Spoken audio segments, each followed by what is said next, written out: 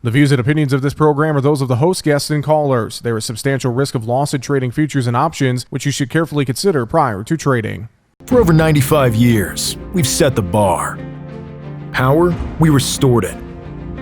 Protection, we reinvented it. Record yields, we redefined it. If there's one thing we know at FS, it's that just because something hasn't been done, doesn't mean it can't be done. We're never satisfied unless we take your farming operation to the next level. Run your equipment at peak efficiency and bust the bins this season. Visit fssystem.com. Well, joining us now on the program, always pleased to have a conversation with our next guest, and he has a new book available, which I happen to have a copy of with me here. Grain Marketing is Simple. It's Just Not Easy is the title of the book, and the author is Ed Usset from the University of Minnesota. And Ed, thanks so much for joining us on the program here today. Merry Christmas to you and yours. Happy New Year as well, coming up here. I hope you're doing well, Ed. I'm doing great, Jesse, and thank you for having me on. So, as I mentioned, I have a copy of the book with me.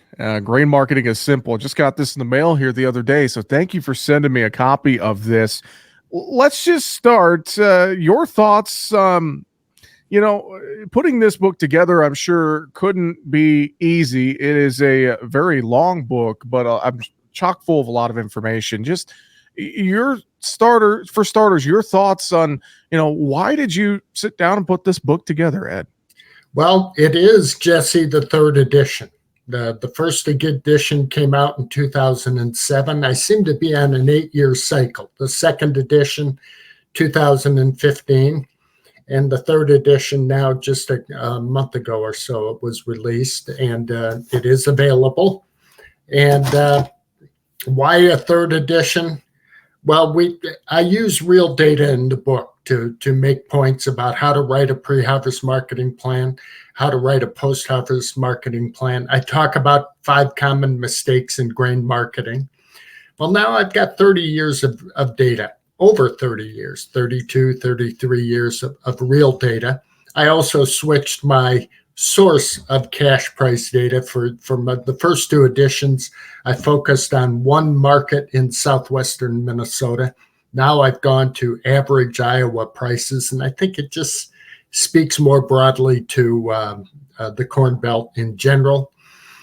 I wanted to address this coming boom in biofuel production, renewable diesel, and really I spend some time going back to the second golden age of American agriculture, what I call the period 2007 to 2014. For your listeners who remember just 6 to 7 great years of incredible prices, great to good to fantastic. And I wanted to address the question, well, when things get crazy like that, should I throw the book out and do it a different way? And I'm making the argument based on that analysis, no, you shouldn't. So keep that in mind as we go ahead the next 2, 3, 4 years.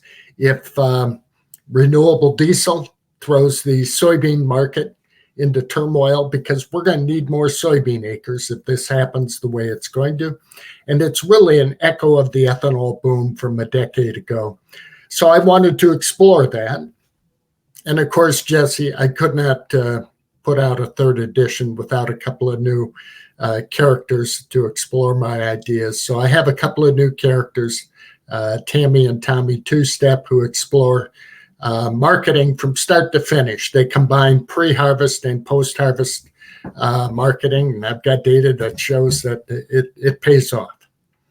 Well, great stuff here. And not to give too much away, as we want folks to purchase the book and read the book. But, you mentioned this, and it's part 1, some of the common mistakes in grain marketing. Set this up for us if you can, Ed. Just kind of an overview of what are some of those common mistakes, or maybe what is the top mistake in your eyes that you talk about in the book here in terms of, what do we mess up when we're doing our grain marketing, Ed? Well, first of all, the origins of this idea of eliminating mistakes. I mean, I started this some 25 years ago and got the idea talking to producers who had sometimes odd ideas about how the market worked and what it was doing for them. And I was seeing mistakes. And maybe this is a good time of year to think about this, Jesse. It's we're coming into the playoffs for the NFL pretty soon. We've got the college bowl games coming up. And I want you to imagine your favorite football team and how much better they'd be if they just quit jumping offside in the red zone, if they didn't throw an interception at the wrong time. Just eliminate the mistakes. You don't have to jump higher, run faster to improve your game. And in fact, I think it's a common theme in sports. Teams that don't make mistakes are consistently better. Do they win it all every year? Not necessarily, but they are competitive. So it's the same idea. Some of the mistakes I talk about, and I don't rank them, I think they're all important. The reluctance towards pre-harvest marketing, this idea that today, looking ahead to 2024, there are still people out there. Well, you just can't price a crop you haven't planted yet. It's Christmas time. You want me to think about next year's crop? Yes, I do. We should be thinking about that. Not understanding basis. Everybody, your reach, Jesse, with Market Talk is very wide through the Corn Belt. My idea of what a normal basis is in southern Minnesota is different from someone else's idea in southern Illinois or North Dakota. Know your basis. Understand when it's good, when it's bad. Not having an exit plan. You got a lot of listeners right now, Jesse. They've got corn in the bin, and they're waiting. And I'm always asking them, well, you're waiting for what? What price? What time? Etc. That lack of an exit strategy leads to the fourth mistake I like to talk about. And here I've got a favorite character by the name of Hank Holder who illustrates it. People who simply hold grain in storage too long. It can pay off. This is the not easy part of marketing. Once in a while, I would say 1 out of 5 years or so, this person, my friend Hank Holder, who holds the corn and the soybeans and the wheat too long, it pays off. He beats everyone. It's the other 4 out of 5 years we don't want to talk about. I'll remind listeners that corn prices for the first half of this year, 2023, cash corn prices of $6 or better were very common in the first half of the year, at least the first 4 months. And then well over $5 a bushel for many more months. And now, if you waited all the way to late August into September, you were getting under $5 a bushel. And it hurts. And the last mistake is all about misunderstanding carrying charges in the market. It gets a very important concept. I won't bore your listeners with it today, but it's a very important concept to understand carrying charges. Well, I like the fact too that you mentioned the carrying charges and just looking at the pricing tools in general. I know for one, I don't sit here and trade, contracts or sell quarter beans, but I always like to learn more about the different options that are out there. And Ed, I think for some farmers, that could be a little unnerving, maybe a little scary. They don't, know all the tools and they just assume not, use them versus, sitting with someone and learning more about them. Maybe I think sometimes that could maybe come into play. Would you agree with that, Ed? Yeah, the pricing tools, particularly when you get into the idea of having a margin account with a broker and dealing with futures and options, it can be intimidating, frankly, for a lot of producers. And yet I think, and I should qualify this, you don't have to use those tools.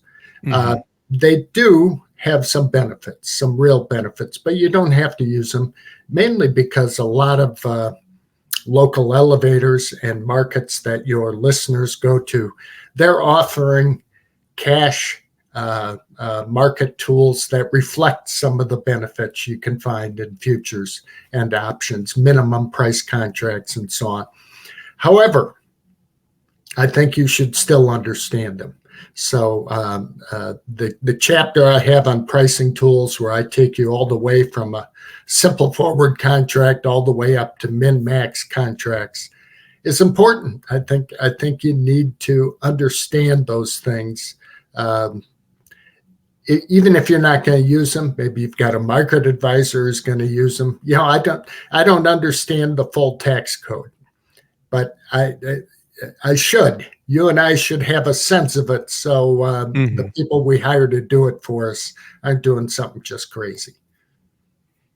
We are having a conversation here today with Ed Usset from the University of Minnesota, talking about the third edition of Grain Marketing is Simple. It's just not easy. And this just came out. A lot of great stuff. And, Ed, too, you've alluded to some of the characters you have in here. And I love the fact that you use these characters to kind of try and make this fun. Barney Binless, Hank Holders, you mentioned a lot of great characters in here, and just kind of trying to wrap all this up. And I think it's a good time of year for folks to really look at their marketing plan here during the holidays. They have some downtime with family, but they gotta square up the books, thinking about 2024. They got to start making input decisions. So, looking at some of these things that you lay out in your new book, I think are very important as you develop a marketing plan, not just a couple thoughts on a piece of paper, but actually having a plan, right, Ed? Yeah. We're bombarded. Producers are bombarded with outlook, opinions on the market, what's happening in Brazil, with weather, South America, politics in Argentina. We're bombarded with the outlook. And I tell people, try doing an in-look at your own operation, your own production costs. This book, Jesse, this is not something that your listeners are going to curl up with in front of a fire with a snifter of brandy and a big cigar. It's not that type of reading. But I do have, for example, a chapter on how to write a pre-harvest marketing plan. And a lot of people might find that useful in the next month or two as they start focusing on 2024. So it's almost a reference book for grain marketing. I'm not sure if there's anything else. I haven't seen anything else like it on the market. So I've received a lot of nice comments from producers over the years on this book, and I appreciate them. Well, I know you just mentioned that a lot of producers are bombarded with thoughts and outlooks on the market, and not to put you in this position too, Ed, but I want to ask you just about the current state of the markets here as we wrap up 2023. As it's that time of year where these grain markets especially get into that holiday malaise type of mode. They get quiet, they can get thin, we can get some volatile moves on thin activity, but overall, your thoughts? We got a big USDA report coming up here in January. That's always a market mover. What's the biggest thing you're watching here in these grain markets as we roll the calendar over to 2024, Ed? Well, first of all, I look at March corn setting a life of contract low yesterday. And keep in mind, Jesse, these doggone contracts trade for 3.5, 4 years. So it's been a long time since we've been down around the 470 mark. It's a big bah humbug for the Christmas spirit. We're focused on South American weather and demand. Always got an eye on demand, but the attention is that we know our crop, or we think we do. We don't think I don't think the January report's going to surprise us about our own crop. But we're focused on South American weather. Brazil is our big competitor on soybeans and corn. Argentina just had an election. They have a whole new way of thinking, a new leader in there, and we're wondering how that shakes out. These are the things that we're going to be focused on. I will tell you that even as I talk about pricing or thinking about the 2024 crop, I'm not rushing into it to price it. I'm looking at November new crop soybeans for next year and December new crop corn futures, both at levels that are just not exciting me. But you know what? It's the end of December or mid-December. We got a lot of time. So that's why I encourage people to have a plan. Think about where would you start, because stuff happens. And if it happens, will you be ready to act? Good thoughts. One other thing I want to ask you about, because I know last time you and I talked, we talked about the expansion of soybean crush here in the U.S. Yes. I'm hearing some chatter that we could maybe see some of that shift in acres to soybeans here in spring 2024 in the U.S. Do you think we could see a major shift in acres? Are you hearing any chatter from farmers here through winter meeting season, et cetera, as we start to figure out what we're going to put in the ground here in the spring, Ed? I haven't done enough meetings to develop my own sense. I'm just looking at the corn soybean relationship, and I think soybeans look pretty attractive right now. And some of that expansion we talk about, it's happened in the last year, and there are several other plants going to open up the year ahead. Soybeans seem to be, at least as we speak today, the more interesting play as we get out into the spring. Well, Ed, as far as the new book, Grain Marketing is Simple, It's Just Not Easy, the third edition, where could folks find their copy of this? I'm sure there's many ways they could find it online, et cetera. Where could folks find a copy of your new book, Ed? Okay. Well, I'm at the Center for Farm Financial Management at the University of Minnesota. I think if you Google my name, you'll find our center. The web address for the book is cffm.umn.edu,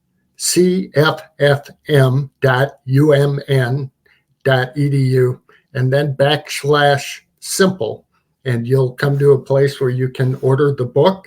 You can also just Google the book. It's not something you're going to find on Amazon or in your local bookstore. We sell it directly through lulu.com. You can also find it there. So Google away, and if you don't know how to Google, ask your 9-year-old granddaughter or something like that. Well, with that, we do appreciate a little bit of your time here today. Merry Christmas and Happy New Year to you, Ed. Thanks for joining us on Market Talk. We really appreciate it. We'll talk to you, Ed, soon. Merry Christmas and Happy New Year to you too, Jesse, and thank you again for having me.